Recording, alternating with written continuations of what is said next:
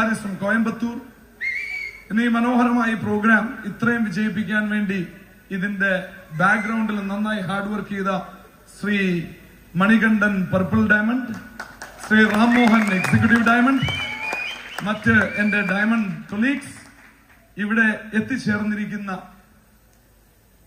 100% ദൈവത്തിന്റെ ഒരു പ്രത്യേക നിയോഗത്താൽ ഇന്നിവിടെ എത്തിച്ചേർന്നിരിക്കുന്ന വരും കാലത്ത് വലിയ നേട്ടങ്ങൾ ഉണ്ടാക്കാൻ പോകുന്ന 1000-ലേറെ പ്രിയ സുഹൃത്തുക്കൾ, എല്ലാവർക്കും എന്റെ സ്വാഗതം. നമ്മുടെ ജീവിതത്തിൽ പലപ്പോഴും വളരെ ആകസ്മികമായിട്ടാണ് പല കാര്യങ്ങളും സംഭവിക്കുന്നത്. എന്നെ സംബന്ധിച്ചിടത്തോളം ഞാൻ അൻസർ സാറിനെ കാണുന്നത് ബാംഗ്ലൂരിലെ ഞങ്ങളുടെ പള്ളിയുടെ പുറത്ത് ഒരു ബാനർ കെട്ടിവെച്ചിരിക്കുന്നു, ഓണാഘോഷം sponsored by Olive Life Sciences. അപ്പോൾ ഒലിവ് ലൈഫ് സയൻസസ് വർക്ക് ചെയ്യുന്ന ഒരാളെ എനിക്ക് പരിചയം ഉണ്ടായിരുന്നു. അന്നേരം എനിക്ക് അദ്ദേഹത്തെ ഓർമ്മ വന്നു, വിളിക്കാൻ തോന്നി. വിളിച്ചപ്പോൾ ഞാനുള്ള സ്ഥലത്തിന് തൊട്ടടുത്ത് അദ്ദേഹം ഉണ്ടായിരുന്നു. അങ്ങനെയാണ്, അദ്ദേഹം വഴിയാണ് ഞാൻ അൻസർ സാറിലേക്ക് എത്തുന്നത്. ഇതൊക്കെ ഒരു എന്താണ് പറയാ, ഇതൊരു നിയോഗമാണ്. ഇപ്പോ ഇവിടെ ഇരിക്കുന്ന നിങ്ങളെ ഓരോരുത്തരെ സംബന്ധിച്ചിടത്തോളം ഒരുപക്ഷെ ഒരു ദിവസം മുമ്പ്, ഒരാഴ്ച മുമ്പ്, ഒരുപക്ഷെ ഒരു മാസം മുമ്പായിരിക്കും ഈ ഒരു പ്രോഗ്രാമിന് ഇവിടെ വരണം എന്ന് നിങ്ങൾ തീരുമാനിച്ചിട്ടുണ്ടാവുക. പക്ഷേ ദൈവം ഒരു വർഷത്തിന് മുമ്പേ, അല്ലെങ്കിൽ നിങ്ങൾ ജനിക്കുന്ന അന്ന് തന്നെ ദൈവത്തിനറിയാം 2023 ജൂൺ മാസം 18-ാം തീയതി നിങ്ങൾ എവിടെ ആയിരിക്കും എന്നുള്ളത്. ശരിയാണോ അല്ലേ? അതെ. പലപ്പോഴും നമ്മുടെ ജീവിതത്തിലെല്ലാം എനിക്കിപ്പോ എന്റെ കാര്യമേ പറയാൻ പറ്റുള്ളൂ. ഒരുപാട് പ്രാർത്ഥിച്ചിട്ടുണ്ട് ഈ കിടക്കുന്ന ലെക്സസ് പോലൊരു കാറ് നമുക്കും ഉണ്ടാവണം. ഞാൻ പ്രാർത്ഥിച്ചിട്ടുണ്ട്. ആ കിടക്കുന്ന മെർസിഡീസ് പോലൊരു കാറ് കിട്ടിയിരുന്നെങ്കിൽ എന്ന് ഞാനും പ്രാർത്ഥിച്ചിട്ടുണ്ട്. ഇവിടെയൊക്കെ നമ്മൾ കാണുന്ന പോലത്തെ ഒരു ലൈഫ് സ്റ്റൈൽ, ലേ മെറിഡിയൻ പോലൊരു ഹോട്ടലിൽ അൻസർ സാറിന്റെ കല്യാണം വരെ ഇവിടെ നടന്നു. ആ കല്യാണം നടക്കുന്ന സമയത്ത് പലപ്പോഴും സാധാരണക്കാരെ സംബന്ധിച്ചിടത്തോളം, അല്ലെ എന്റെ അച്ഛനെ സംബന്ധിച്ചിടത്തോളം, ഇവിടെ കയറി ഒരു ചായ കുടിക്കുക എന്ന് പറഞ്ഞാൽ നടക്കുന്ന കാര്യമായിരുന്നില്ല. കല്യാണം നടത്തൽ പോട്ടെ. അപ്പോ ഇതൊക്കെ വെച്ച് നമ്മളെല്ലാവരും പ്രാർത്ഥിച്ചിരുന്നു, ദൈവമേ ഒരിക്കലെങ്കിലും എനിക്കും നീ ഒരു അവസരം തരണമേ. ശരിയാണോ അല്ലയോ? ഇതൊക്കെ വളരെ ഫ്രാങ്ക് ആയിട്ട് സംസാരിക്കുന്ന കാര്യങ്ങളാണ്. ഒരിക്കലെങ്കിലും ഒരു അവസരം എനിക്കും തരണമേ ദൈവമേ എന്ന് നമ്മളും പ്രാർത്ഥിച്ചിരുന്നു. അതിനുശേഷം ഇതുപോലൊരു പ്രോഗ്രാമിലേക്ക് നമ്മൾ ഇവിടെ എത്തിയത് ആകസ്മികം എന്ന് നമുക്ക് എഴുതി തള്ളാൻ പറ്റുമോ? പറ്റില്ല സുഹൃത്തുക്കളെ. ദൈവത്തിന് നേരിട്ട് നമ്മുടെ വീട്ടിലേക്ക് പൈസ കൊറിയറായിട്ട് അയക്കാൻ പറ്റില്ല. ഇതുപോലൊരു അവസരത്തിന്റെ രൂപത്തിലെ നമ്മളെ രക്ഷപ്പെടുത്താൻ ദൈവത്തിനാവൂ. അതിനായി നമ്മളെ ഈ ദിവസം ഇവിടത്തേക്ക് അയച്ചു. അങ്ങനെ നമ്മൾ ഇവിടെ എത്തി. അങ്ങനെ വേണം നമ്മൾ ഇത് വിശ്വസിക്കാൻ. ശരിയാണോ അല്ലേ? അതെ, അങ്ങനെ വേണം വിശ്വസിക്കാൻ. അങ്ങനെ വിശ്വസിച്ച് നമ്മൾ ഇവിടെ വന്നു. ഇവിടെ വന്നു കഴിയുമ്പോഴോ ഇവിടെ എന്തൊക്കെ പറഞ്ഞാലും, ഇതിപ്പം സിഗ്നേച്ചർ 9 അല്ല 19 ആണെങ്കിലും ശരി, ചില ആളുകളെ സംബന്ധിച്ചിടത്തോളം ഒരു സിനിമയില് നായിക പറഞ്ഞൊരു ഡയലോഗാണ്. നായിക സംവിധായകനോട് ചോദിച്ചു, ആരാണ് സിനിമയിലെ നായകൻ? അപ്പോൾ സംവിധായകൻ പറഞ്ഞു, രാജപ്പനെ അറിയില്ലേ? രാജപ്പനാണ് നായകൻ. ഇലക്ട്രിക് ഷോക്ക് കൊടുത്താൽ പോലും ഒരു ഭാവവും വരാത്ത രാജപ്പനാണോ ഈ സിനിമയുടെ നായകൻ എന്ന് നായിക അത്ഭുതത്തോടുകൂടി ചോദിക്കുന്ന ഒരു സീൻ ആ സിനിമയിലുണ്ട്. അപ്പോ അങ്ങനെ ഇവിടെ എന്ത് നടന്നാലും ചില ആളുകൾക്ക് ഒരു എക്സൈറ്റ്മെന്റും ഇല്ല. ചില ആളുകൾ ഡാൻസ് ചെയ്യുന്ന സമയത്തും ചില ആളുകൾ അവിടെ കുനിഞ്ഞിങ്ങനെ ഇരിക്കുന്നു. ഇവരുടെ മനോവികാരം എന്തെന്ന് ഞാൻ പറയാം. ഞാൻ അവരെ തെറ്റു പറയുന്നതല്ല, അവരുടെ മനോവികാരം ഞാൻ പറയാം. 10-20 വർഷമായിട്ട് ഞാനൊരു മിഡിൽ ക്ലാസ്സുകാരനാണ്. എന്റെ അച്ഛൻ മിഡിൽ ക്ലാസ്, എന്റെ അപ്പൂപ്പൻ മിഡിൽ ക്ലാസ്, എന്റെ അയൽവാസി മിഡിൽ ക്ലാസ്, ഞാനും മിഡിൽ ക്ലാസ്. ഞാൻ ജനിച്ചത് മിഡിൽ ക്ലാസ്, ഇപ്പോൾ മിഡിൽ ക്ലാസ്, മരിക്കുന്നതും മിഡിൽ ക്ലാസ്. ഇതിനൊരു മാറ്റം വരാൻ പോകുന്നില്ല. ശ്രീ റസൂൽ ഹാരിസ് പറഞ്ഞു, നിങ്ങൾ ഇവിടെ പറയുന്നത് പോലെ ബിസിനസ് ചെയ്യൂ, 1 വർഷം കൊണ്ട് കാര്യങ്ങൾ മാറും. അയാൾക്ക് മാറുമായിരിക്കും, എനിക്ക് മാറില്ല. ഇതിലിങ്ങനെ നിൽക്കുകയാണ്. ഇതിന് കാരണം നമ്മളെല്ലാം ചെറുപ്പത്തിൽ കേട്ടിട്ടുള്ള പോലെ, കുട്ടിയായിരിക്കുമ്പോൾ ആനയെ ഒരു ചെറിയ ചങ്ങലയിൽ തടഞ്ഞിട്ടു. പിന്നീട് വലുതായി കഴിയുമ്പോഴും ആ ചങ്ങല മതി. കാരണം ചെറുപ്പത്തിൽ പൊട്ടിക്കാൻ നോക്കിയിട്ട് അതിനെ പൊട്ടിക്കാൻ പറ്റിയില്ല. അപ്പൊ വലുതാകുമ്പോൾ ഇത് പൊട്ടിക്കാൻ പറ്റില്ല എന്ന് ഇത് വിശ്വസിച്ച് അതിനുവേണ്ടി ഒരു ചെറിയ ശ്രമമെങ്കിലും നടത്തിയിരുന്നെങ്കിൽ അതിനാ ചങ്ങല പൊട്ടിക്കാൻ കഴിയുമായിരുന്നു. ഇതുപോലുള്ള മൈൻഡ് ബ്ലോക്കുകളുമായിട്ടാണ് ആളുകൾ ജീവിക്കുന്നത്. വളരെ വ്യക്തമായിട്ടൊരു കാര്യം പറയാം, ഒരു ബിസിനസ്സിനകത്ത് നമ്മൾ വിജയിക്കണമെങ്കിൽ, ഏത് ഫീൽഡിൽ വിജയിക്കണമെങ്കിലും ആദ്യം നമുക്ക് വേണ്ടുന്നത് എന്താണ്? ഒരു എക്സൈറ്റ്മെന്റ് വേണം. ശരിയാണോ അല്ലയോ? ഒരു ചെയ്യുന്ന കാര്യത്തോട് ചെയ്യുന്നതിൽ ഒരു ഇൻട്രസ്റ്റ്, ഒരു താല്പര്യം, എന്നാൽ ഇത് എങ്ങനെയുണ്ടെന്ന് നോക്കാം എന്ന രീതിയിലുള്ള ഒരു മൈൻഡ് സെറ്റ്. അങ്ങനെ ഒരു മൈൻഡ് സെറ്റ് ഉണ്ടെങ്കിൽ മാത്രമേ നമുക്ക് മുന്നോട്ട് പോകാൻ പറ്റൂ. അതിന് നമുക്ക് നല്ലൊരു എനർജി വേണം. അങ്ങനെ ഒരു എനർജി നമുക്ക് ഉണ്ടാവണമെങ്കിൽ നമുക്ക് ആദ്യം വേണ്ടുന്ന ഒരു കാര്യം ഇതാണ്. ശരിക്കും എന്താണ്? ഞാൻ ഇതിൽ വിജയിക്കും എന്നുള്ള വിശ്വാസം. ഞാൻ ഇതിൽ വിജയിക്കും എന്നുള്ള വിശ്വാസം. ഞാനിപ്പോ പറയാം, എന്റെ വിശ്വാസത്തിന്റെ അടിസ്ഥാനം വളരെ സിമ്പിൾ ആയിട്ടുള്ള ഒരു ലോജിക്കാണ്. ഞാൻ പഠിച്ച കോളേജിന്റെ ആപ്തവാക്യം ഇങ്ങനെയായിരുന്നു: with God nothing shall be impossible. ദൈവം കൂടെ ഉണ്ടെങ്കിൽ അസാധ്യമായി ഒന്നുമില്ല. അപ്പോ ദൈവത്തിനെ സംബന്ധിച്ചിടത്തോളം എന്നെ ഒരു ഡയമണ്ടോ ബ്ലാക്ക് ഡയമണ്ടോ ആക്കുന്നത് ഒരു വലിയ കാര്യമല്ല. ആ ഒരു വിശ്വാസത്തിലാണ് ഞാൻ ഈ ബിസിനസ്സിലേക്ക് ഇറങ്ങിയത്. ഞാൻ ഇന്നലെ ഡൽഹിയിലായിരുന്നു. ആ ഡൽഹിയിൽ വെച്ച ആ പ്രോഗ്രാമിൽ ഞാൻ അവിടെ ആൾക്കാരോട് പറഞ്ഞു, ഞാൻ ഡൽഹിയിൽ ആദ്യമായിട്ട് വന്നത് എന്റെ കോളേജിൽ പഠിക്കുമ്പോഴാണ് വരുന്നത്. ഞാൻ ആദ്യമായി ഡൽഹിയിൽ വരുന്നത് ഇന്ത്യൻ പ്രസിഡന്റിന്റെ അടുത്തു നിന്ന് ഒരു അവാർഡ് കയ്യിൽ വാങ്ങിക്കാൻ വേണ്ടിയിട്ടാണ്. Inter university youth parliament competition national wide first prize gold medal. അത് മേടിക്കാനാണ് ഞാൻ ആദ്യമായിട്ട് ഡൽഹിയിൽ വരുന്നത്. അപ്പോ എനിക്ക് LLB ഡിഗ്രി ഉണ്ട്. എനിക്ക് പിന്നെ എന്താണ് ഈ പറയുന്ന രീതിയിലുള്ള ചില കാര്യങ്ങളൊക്കെ കിട്ടിയിട്ടുണ്ട്. ഒരു ജോലി കിട്ടുക എന്ന് പറയുന്ന ഒരു പ്രശ്നമുള്ള കാര്യമല്ല. ഉറപ്പായിട്ടും ശ്രമിച്ചാൽ ഒരു ജോലി കിട്ടും. ആർക്കാ കിട്ടാത്ത? പക്ഷെ അതിനകത്ത് വേറൊരു പ്രശ്നമുണ്ട്. ഒരു ജോലിയിലൂടെ നമ്മൾ മുമ്പോട്ട് പോകുമ്പോൾ, ഞാൻ അതുപോലൊരു ബാക്ക്ഗ്രൗണ്ടിൽ നിന്നാണ് വന്നത്. എന്റെ തലയിൽ മുഴുവൻ അടിച്ചു വെച്ചിരുന്ന ഒരു കാര്യം ഇതാണ്: നന്നായി പഠിക്കുക, നല്ല ജോലി കിട്ടും, ജീവിതത്തിൽ രക്ഷപ്പെടും. പക്ഷെ ഈ ഫോർമുല തെറ്റാണെന്ന് പിന്നീട് നമുക്ക് മനസ്സിലാക്കി. Thanks to my applying doctor Shamsuddin. അദ്ദേഹം എന്നോട് പറഞ്ഞു, ഈ ഫോർമുല പൊട്ടത്തെറ്റാണ്. ഈ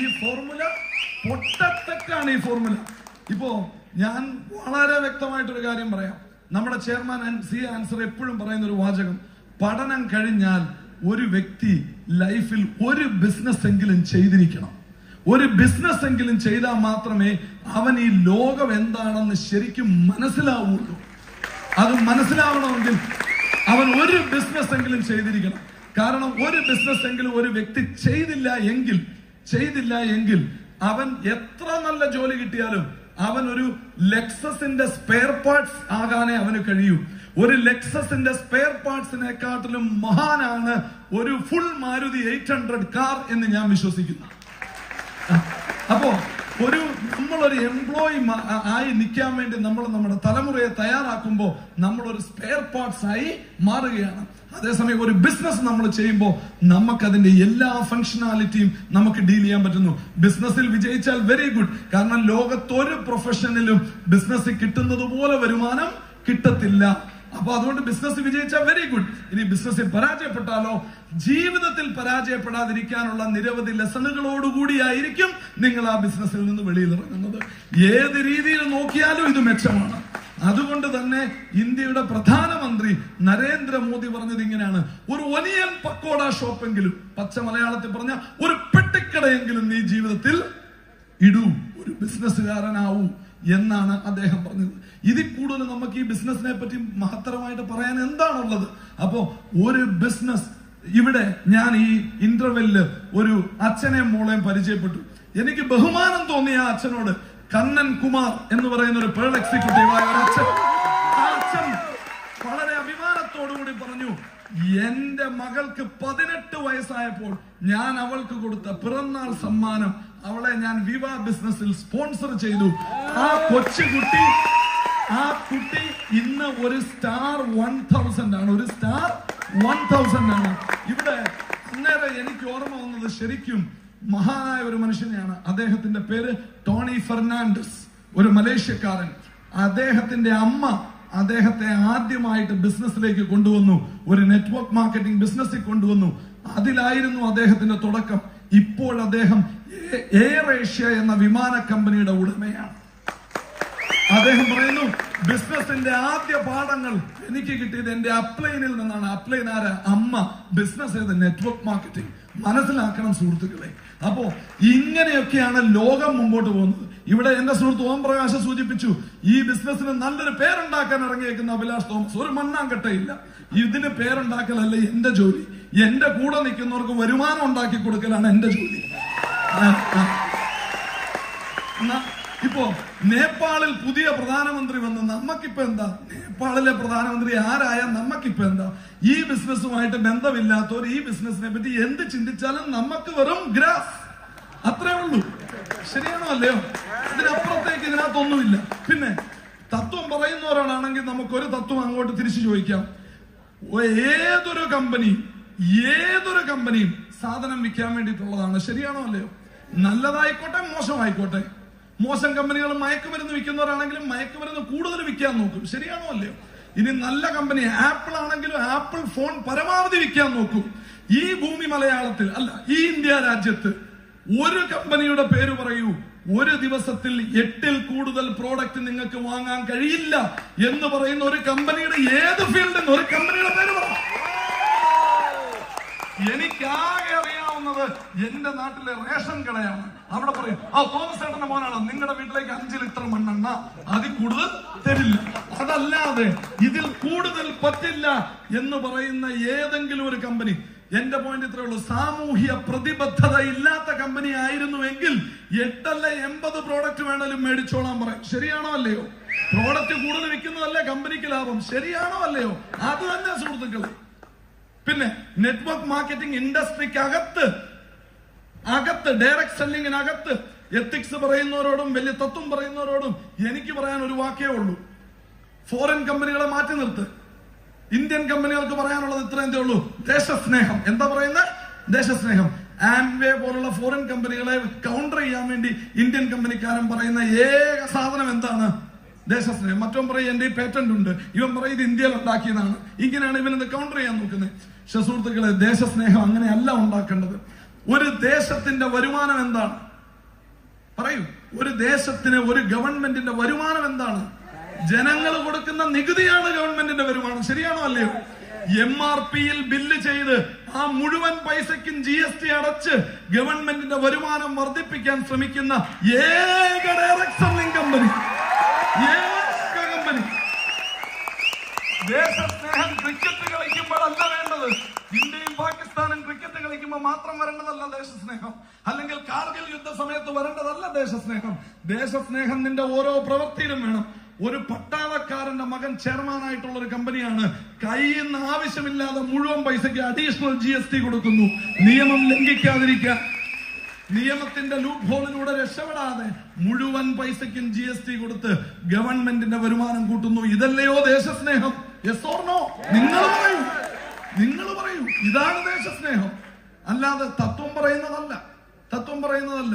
ഇപ്പോ ഞാൻ രാവിലെ മോർണിംഗ് ക്ലബ് മീറ്റിംഗുകൾ ചെയ്യാറുണ്ട്, സ്റ്റാർ 500 ആൻഡ് എബോവിന് വേണ്ടിയിട്ട്. ആ നടക്കുന്ന മീറ്റിംഗുകളിൽ എല്ലാ ദിവസവും രാവിലെ എന്റെ കമ്പ്യൂട്ടർ സെറ്റ് ചെയ്യേണ്ട ജോലി എന്റെ മകൾക്കാണ്. ബാംഗ്ലൂരിൽ ടോപ്പ് 10 പ്രോഗ്രാം നടക്കുമ്പോൾ ഞാൻ എന്റെ മക്കളെ കൂട്ടിയിട്ട് വരും. അവിടെ വരുന്ന ലീഡേഴ്സിന് ചായ എടുത്തു കൊടുക്കാനും വെള്ളം എടുത്തു കൊടുക്കാനും എന്നൊക്കെ പറഞ്ഞ് കൊണ്ടുവരും. അതിന്റെ ആക്ച്വൽ ഉദ്ദേശം എന്ന് പറയുന്നത് എന്റെ മക്കൾ സ്കൂളിലെ കാര്യങ്ങൾ മാത്രം പഠിച്ച് ഒരു എംപ്ലോയി ആറ്റിറ്റ്യൂഡിൽ പോകാതിരിക്കാൻ വേണ്ടി, കുറച്ച് എന്റർപ്രണറൽ ഐഡിയ കിട്ടാൻ വേണ്ടി. അപ്പൊ എന്റെ ഭാര്യ ചോദിച്ചു, ഈ 10ാം വയസ്സിലെ ഇതിന്റെയൊക്കെ ആവശ്യമുണ്ടോ? ഞാൻ പറഞ്ഞു ഉണ്ട്.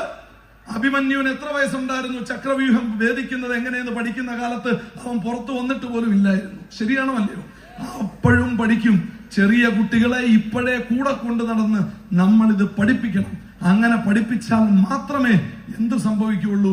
നമ്മളുടെ മക്കൾക്ക് അവരർഹിക്കുന്ന രീതിയിലുള്ള ഒരു ഉയർന്ന നിലത്തിലുള്ള ഒരു ജീവിത നിലവാരം ഉണ്ടാവുകയുള്ളൂ. അല്ലെങ്കിലും അവരുടെ കയ്യിൽ ലെക്സസ് വരും, അവര് ലെക്സസിന്റെ സെയിൽസ് എക്സിക്യൂട്ടീവ് ആവും. അതിനകത്ത് ഇരുന്നു പോകാൻ അവന് യോഗം ഉണ്ടാവില്ല. നമ്മുടെ മക്കൾക്ക് അതിനുള്ള ശേഷിയുണ്ട്, കഴിവുണ്ട്. പക്ഷെ അത് തിരിച്ചറിയാനുള്ള ബുദ്ധി ആർക്കില്ലാതെ പോയി? ഒരു തലമുറയ്ക്കില്ലാതെ പോയി. ആ തെറ്റ് നമ്മളായിട്ട് ഇനി ആവർത്തിക്കരുത്. ഇതാണ് എനിക്ക് വളരെ വ്യക്തമായിട്ട് പറയാനുള്ളത്. പിന്നെ ഈ വിവ ബിസിനസിനെ സംബന്ധിച്ചിടത്തോളം ഇതിനകത്ത് വിജയിക്കുക, ഇതിനകത്ത് എന്ത് വലിയ ആനക്കാര്യമാണുള്ളത്? എന്റെ ചോദ്യം ഇത്രയേ ഉള്ളൂ. ഈ ബിസിനസ്സിലേക്ക് ഒരാളെ റിക്രൂട്ട് ചെയ്യാൻ ഒരാളുടെ അടുത്ത് ചെല്ലുമ്പോൾ ഡയറക്ട് സെല്ലിംഗ് ഇൻഡസ്ട്രിയിൽ ആൾക്കാരുടെ ഒന്നാമത്തെ പരാതി, ആൾക്കാർ പറയുന്ന ആദ്യത്തെ ഒബ്ജക്ഷൻ, എന്റെ കയ്യിൽ കാശില്ല.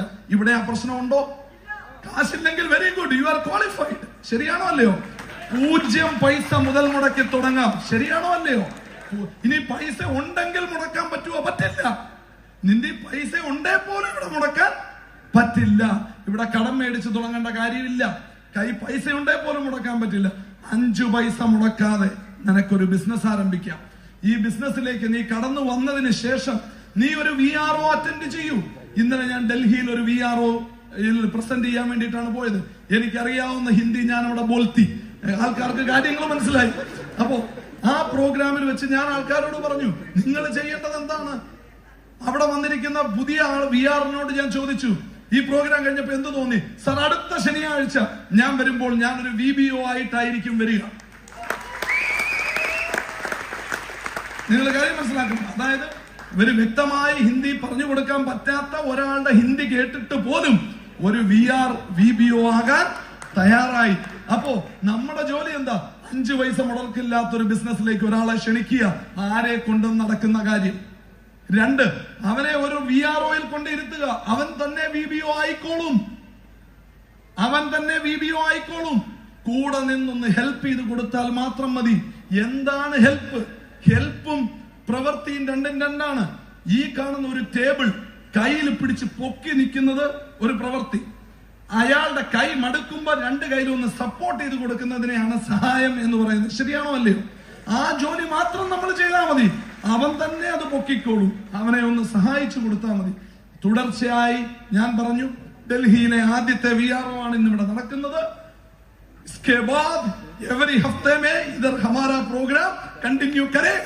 ഞാൻ അങ്ങനെ പറഞ്ഞു.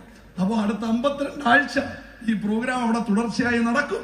നിങ്ങൾ ചെയ്യേണ്ടത് ഇത്രമാത്രം, എല്ലാ പ്രോഗ്രാമിനും വരിക. 2, ഈ പ്രോഗ്രാമിൽ പറയുന്ന കാര്യങ്ങൾ ചെയ്യുക. ഇത് 2 ഉള്ളൂ. എല്ലാ പ്രോഗ്രാമിനും വരിക, പ്രോഗ്രാമിൽ പറയുന്ന കാര്യങ്ങൾ ചെയ്യുക.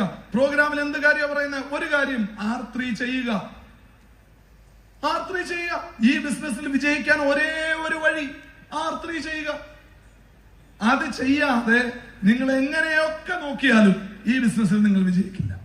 കാരണം ഷർട്ടിന്റെ ആദ്യത്തെ ബട്ടൺ അത് കറക്റ്റ് ആയിട്ട് ഇട്ടാൽ മാത്രമേ, അതിടാതെ ബാക്കി എങ്ങനെയൊക്കെ ശ്രമിച്ചാലും ബാക്കിയുള്ള ബട്ടൺ ഒന്നും നേരെ വീഴില്ല. അപ്പോ ആദ്യത്തെ ബട്ടൺ എന്ന് പറയുന്നത്, നിങ്ങൾ ഈ ബിസിനസ്സിൽ R3 ചെയ്യണം. എന്ന് വരെ ചെയ്യണം?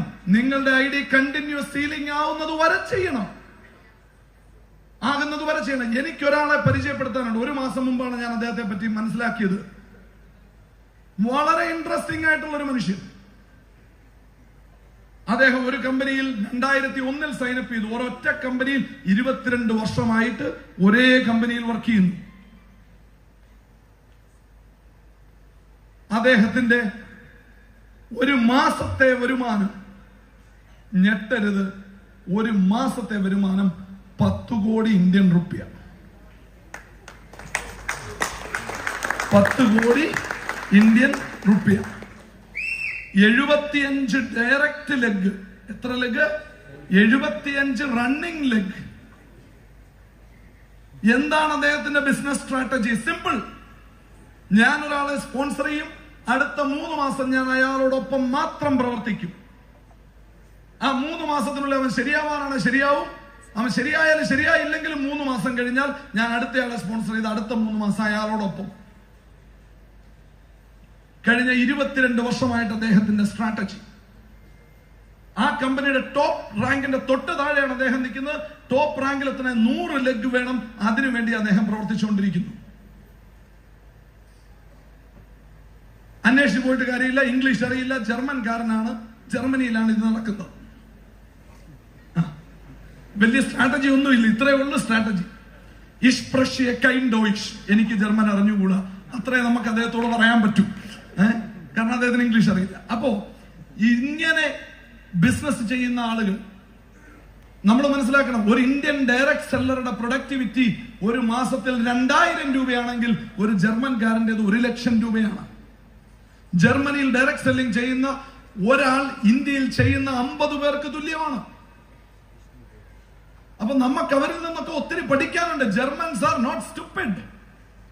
They manufacture Mercedes, BMW, Siemens belongs to Germany. Germany is a phenomenal nation.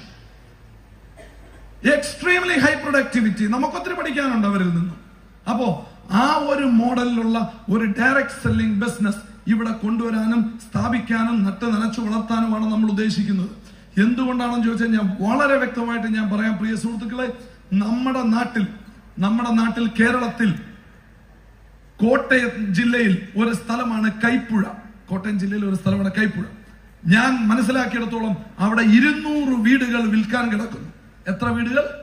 200 വീടുകൾ. ഇതുപോലത്തെ ഒരുപാട് സ്ഥലങ്ങൾ ഇപ്പൊ കേരളത്തിലുണ്ട്. കാരണം അച്ഛനും അമ്മയ്ക്കും പ്രായമായി, മക്കളെല്ലാം വിദേശത്ത്. അപ്പോ ഈ ഒരു ട്രെൻഡാണ് ഇവിടെ നടക്കുന്നത്. അപ്പൊ നമ്മൾ മനസ്സിലാക്കേണ്ട ഒരു കാര്യം, ഇവിടെ കിടക്കുന്ന ഡയമണ്ട്സ് കാണാതെ നമ്മൾ വിദേശത്തുള്ള സിൽവർ പെറുക്കാൻ പോവുകയാണ് നടന്നുകൊണ്ടിരിക്കുന്നത്. ഇവിടെ എത്രയോ ഓപ്പർച്യൂണിറ്റീസ് ഉള്ള ഒരു നാടാണിത്. അപ്പോ ഒരു വ്യക്തിയെ സംബന്ധിച്ചിടത്തോളം ലോകത്തിന്റെ ഏത് കോണിലാണെങ്കിലും ഏറ്റവും best career option is entrepreneurship. ഏറ്റവും best career option is entrepreneurship. Film star അല്ല, സ്പോർട്സ് സ്റ്റാർ അല്ല, അല്ലെങ്കിൽ വേറെ ഏത് ഫീൽഡിനെക്കാട്ടിലും best career option, highest rewarding field is entrepreneurship. Number 1. ഒരു വ്യക്തിക്ക് എന്റർപ്രണർഷിപ്പിലേക്ക് കാലെടുത്ത് വെക്കാൻ ഏറ്റവും പറ്റിയ ഫീൽഡ് ഡയറക്ട് സെല്ലിംഗ് ഇൻഡസ്ട്രി. ഇന്ത്യയിലെ ഡയറക്ട് സെല്ലിംഗ് കമ്പനികളിൽ ഏറ്റവും കരണീയമായിട്ടുള്ള കമ്പനി ഇൻഡസ് വീവ. ഞാൻ വെറുതെ പറയുന്നതല്ല. ഞാൻ പറയുന്നതിന് അടിസ്ഥാനമുണ്ട്. ഒരു ബിസിനസ് പ്ലാനിൽ ഇന്നേ വരെ ലോകത്തിറങ്ങിയിട്ടുള്ള ബിസിനസ് പ്ലാനുകളിൽ ഏറ്റവും കൂടുതൽ ഇൻകം കൊടുക്കാൻ പറ്റുന്ന business plan 2 leg income plan ആണ്. Binary plan. No plan can beat binary. 2 leg പ്ലാനിലാണ് ഏറ്റവും കൂടുതൽ ഇൻകം കൊടുക്കാൻ പറ്റുന്നത്. അത് വളരെ വ്യക്തമായ ഒരു സത്യമാണ്. ഈ ലോകത്തെവിടെയും അങ്ങനെയാണ്. ഈ 2 leg പ്ലാനിൽ പ്രവർത്തിക്കുന്ന കമ്പനികൾക്ക് പക്ഷെ ഒരു കുഴപ്പം, അവരുടെ ഉദ്ദേശം പ്രോഡക്റ്റ് വിൽപ്പനയല്ല, പൊസിഷൻ സെല്ലിംഗ് ആണ്. എന്നാൽ 2 leg പ്ലാനിൽ പ്രോഡക്റ്റ് സെല്ലിംഗ് നടത്തുന്ന, അല്ലെങ്കിൽ പ്രോഡക്റ്റ് സെല്ലിംഗ് എന്ന യഥാർത്ഥ ഉദ്ദേശത്തോട് കൂടി പ്രവർത്തിക്കുന്ന ഇന്ത്യയിൽ ഒരേ ഒരു കമ്പനി, അത് നമ്മുടെ കമ്പനി. പിന്നെ നിങ്ങൾ ഇവിടെ ഒരു വീഡിയോ കണ്ടു, ഒരു കേന്ദ്രമന്ത്രി സംസാരിക്കുന്നു. ഏത് കേന്ദ്രമന്ത്രി? നമ്മളുമായിട്ട് ബന്ധമില്ലാത്ത മന്ത്രിയല്ല. ഡയറക്ട് സെല്ലിംഗ് ബിസിനസിന്റെ ഇന്ത്യയിലെ നടത്തിപ്പുകാർ കൺസ്യൂമർ അഫയേഴ്സ് മിനിസ്ട്രിയാണ്. അതിന്റെ മന്ത്രിയാണ് പറഞ്ഞത് എന്ത്? ഇൻഡസ് വീവ. ശരിയാണോ? നിങ്ങൾ കേട്ടല്ലോ. ഇതിൽ കൂടുതൽ ഈ കമ്പനിയെ പറ്റി ഇനി ആര് വന്നു പറയണം? എല്ലാം നരേന്ദ്രമോദിജി തന്നെ പറയണമെന്ന് നിങ്ങൾ വാശി പിടിക്കല്ലേ? പിന്നെന്തിനാണ് ഇത്രയും മന്ത്രിമാർ? ശരിയാണോ അല്ലേ? നമ്മുടെ കൺസേൺ വകുപ്പ് മന്ത്രിയാണ് പറഞ്ഞത്. ഇൻഡസ് വീവ, ആയുർവേദ സിന്ദാബാദ്. ഇതിൽ കൂടുതൽ എന്ത് വേണം? ഈ മന്ത്രിക്ക് നമ്മുടെ കാര്യങ്ങളൊക്കെ അറിഞ്ഞിട്ടല്ലേ പറഞ്ഞിരിക്കുന്നത്. ശരിയാണോ അല്ലയോ? അവർക്ക് ഹൈദരാബാദിൽ ഒരു ഇഷ്യൂ ഉണ്ടായി, അല്ല ഇവിടെ ഇഷ്യൂ ഉണ്ടായി. ഇതൊക്കെ അറിയാതെയാണോ മന്ത്രി ഇത് പറയുന്നത്? അറിയാതെ ഒരു മന്ത്രിയെ കൊണ്ട് പറയിക്കാൻ പറ്റൂ? ഇതെല്ലാം അറിഞ്ഞിട്ട് ഒരു മന്ത്രി പറഞ്ഞെങ്കിൽ നമ്മുടെ ഭാഗത്ത് പ്രത്യേകിച്ച് കുഴപ്പങ്ങളൊന്നും ഇല്ലെന്ന് മനസ്സിലാക്കിയോണ്ടല്ലേ പറഞ്ഞത്. ഇത് കോമൺ സെൻസ്. ഇതിന് മുകളിലേക്ക് ഇനി ആര് പറയാൻ? ഇനി അതിനപ്പുറത്തേക്ക് ഇനി നമ്മുടെ ഓരോ പ്രോഡക്റ്റും എടുക്കൂ. 2014 ഈ കമ്പനി ഇവിടെ തുടങ്ങുമ്പോൾ ഇവിടെ എത്ര പേർക്ക് ഈ രാജ്യത്ത് ഡയബറ്റീസ് ഉണ്ടായിരുന്നോ അതിൽ കൂടുതൽ ആളുകൾക്ക് ഇന്ന് 2023 ഇവിടെ ഡയബറ്റീസ് ഉണ്ട്. ശരിയാണോ അല്ലയോ? അപ്പൊ ഇതിന്റെ പൊട്ടൻഷ്യൽ കൂടുതലാണോ അല്ലയോ? Sorry.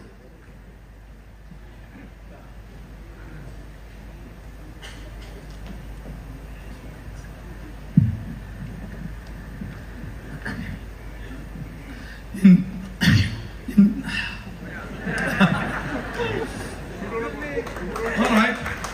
Is it better now? Yes. In 2014, when we started, how many people had diabetes in this country? When you compare to 2023 has more number of diabetic people than 2014. Means potentially is more, potentially is increasing. Do you think it is hard to find a customer for iSlim? No. People are spending the highest amount of money for cosmetics. Do you think it is hard to find a customer for iGlow? Definitely not. Each product is a $1 billion baby. Utilize it. Open your mouth. Speak out. That is the only thing we need to do.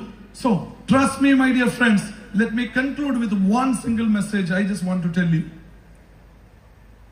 This is a chance. This is a chance. Please stop bothering about evaluating whether Indus Viva is the best. Indus Viva is going on the right track. Will Indus Viva go beyond 21st century? Please don't bother about it. These all are already proven and tested and cleared. Proven and tested and cleared.